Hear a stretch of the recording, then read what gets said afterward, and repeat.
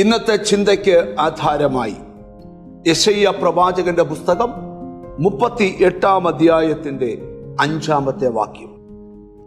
ഞാൻ നിന്റെ പ്രാർത്ഥന കേട്ട് നിന്റെ കണ്ണുനീർ കണ്ടിരിക്കുന്നു. ഇവിടെ ദൈവം ഒരു മനുഷ്യനോട് സംസാരിക്കുക, പ്രാർത്ഥിക്കുന്ന ഒരു മനുഷ്യനോട്. ഇവിടെ ഒരു രാജാവിന്റെ പ്രാർത്ഥനയാണ്. ഹിസ്കിയാവ് എന്ന് പറയുന്ന രാജാവിന് മരിക്കത്തക്ക രോഗം പിടിച്ചു. ഞാൻ ഈ മെസ്സേജിലോട്ട് കയറുമ്പോൾ ഒരു സന്ദേശം കൂടെ പറയാം. എത്ര വലിയ പ്രതിസന്ധി മനുഷ്യനെ കയറി പിടിച്ചാലും വിടുതൽ പ്രാപിക്കാൻ ആഗ്രഹിക്കുന്നവൻ പ്രാർത്ഥിക്കാൻ ആരംഭിക്കണം. മരിക്കത്തക്ക രോഗം തനിക്ക് പിടിച്ചു. പ്രവാചകൻ തന്റെ അടുക്കൽ വന്ന് പറഞ്ഞു, നിന്റെ ഗ്രഹകാര്യം ക്രമപ്പെടുത്തിക്കോ, നീ മരിക്കാൻ പോവാ. വൈദ്യശാസ്ത്രം പറഞ്ഞു നീ മരിക്കും, പ്രവാചകൻ പറഞ്ഞു നീ മരിക്കും.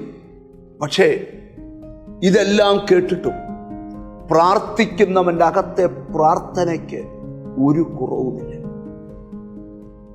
അവൻ നിലവിളിച്ചു പ്രാർത്ഥിക്കുക.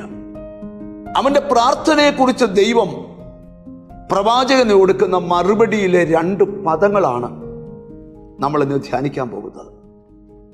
ഞാൻ നിന്റെ പ്രാർത്ഥന കേട്ടു, നിന്റെ കണ്ണുനീർ കണ്ടിരിക്കുന്നു. ഈ വചനത്തിൽ നിന്ന് ഇന്നും നിങ്ങളുള്ള സന്ദേശം, നിങ്ങളുടെ മനസ്സിനെ അസ്വസ്ഥപ്പെടുത്തുന്ന, നിങ്ങളുടെ ജീവിതത്തെ അസ്വസ്ഥപ്പെടുത്തുന്ന ചില വിഷയത്തോട് ബന്ധപ്പെട്ട് നീ പ്രാർത്ഥിച്ച പ്രാർത്ഥന ദൈവം കേട്ടിരിക്കുന്നു. നിന്റെ കണ്ണുനീർ ദൈവം കണ്ടിരിക്കുന്നു. ഈ ദിവസങ്ങളിൽ തന്നെ നീ എന്തു വിഷയത്തിൽ പ്രാർത്ഥിച്ചോ, ഏതു വിഷയത്തിൽ കരഞ്ഞോ, ആ വിഷയത്തിന് നിനക്ക് വിശ്വസിക്കാൻ പറ്റാത്തൊരു മറുപടി ദൈവത്തിൽ നിന്ന് വരാൻ പോവാ.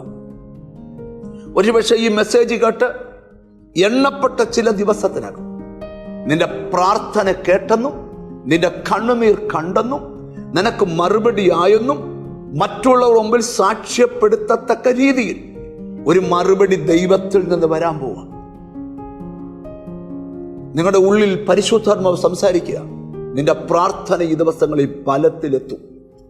നിന്റെ കണ്ണുനീര് ഈ ദിവസങ്ങളിൽ മറുപടിയാകും. നീ വിതച്ച കണ്ണുനീർ ഒരാർപ്പിന്റെ കൊയ്ത്തിലേക്ക് എത്തിക്കും. ഒന്നിച്ച് പ്രാർത്ഥിക്കാം. കാരുണ്യവാനായ ഞങ്ങളുടെ ദൈവമേ, സ്വർഗസ്ഥ പിതാവേ, ഞങ്ങൾ ഒന്നിച്ച് അവിടുത്തെ പരിശുദ്ധമായ പാദപീഠത്തിൽ അടുത്തു വരിക. എന്നോട് ചേർന്ന് പ്രാർത്ഥിക്കുന്ന മക്കൾക്ക് വേണ്ടി പ്രാർത്ഥിക്കുന്നു. അവർ പ്രാർത്ഥിക്കുന്ന പ്രാർത്ഥന ദൈവം കേട്ടു, അവരുടെ കണ്ണുനീർ കണ്ടു, മറുപടി കൊടുത്തിരിക്കുന്നു എന്ന് പറയുന്ന അനുഭവം അവർക്കുണ്ടാകണമേ എന്ന് പ്രാർത്ഥിക്കുന്നു. എന്നോട് ചേർന്ന് പ്രാർത്ഥിക്കുന്ന മക്കളെ നിന്റെ നാമം ചൊല്ലി പിതാവിൻ്റെയും പുത്രൻ്റെയും പരിശുദ്ധാത്മാവിൻ്റെ നാമത്തിൽ അനുഗ്രഹിച്ച് പ്രാർത്ഥിക്കുന്നു. അവർ അനുഗ്രഹിക്കപ്പെടട്ടെ, യേശു ക്രിസ്തുവിൻ നാമത്തിൽ തന്നെ. ആമേൻ. നിന്റെ പ്രാർത്ഥനയുടെയും കണ്ണുനീരിൻ്റെയും മറുപടി ഉടനെ ലഭിക്കും. God bless you.